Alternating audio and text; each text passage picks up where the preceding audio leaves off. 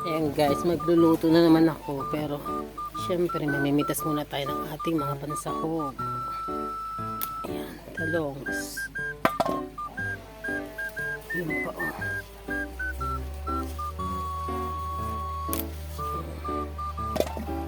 Ito naman yung kangkong. Kangkong. Syempre, hulaan yung lulutuin ko. May kangkong, may talong. Ano pa, may talong pa dun. Laki naman.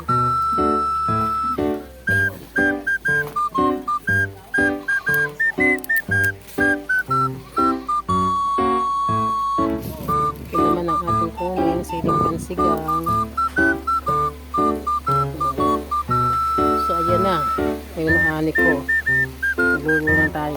So, ayan na niluluto. Sinigeng-geng. Kasi malamig ang panahon. Ayan, lagay na natin yung ating gulay na kinuha. Na fresh na fresh. Mas fresh pa to sa akin.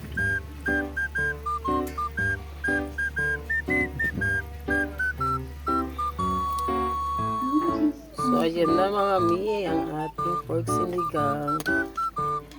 Dito sa aming bundok. So, kainan na! Yummy! Lahat yan. Yan, ang binili lang namin dyan mga ti, ay ang karne lang, ang lahat ng gulay, libre na yan dito.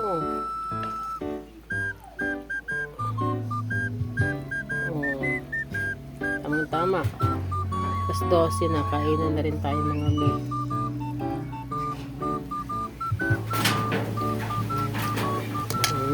Lagyan natin ng konting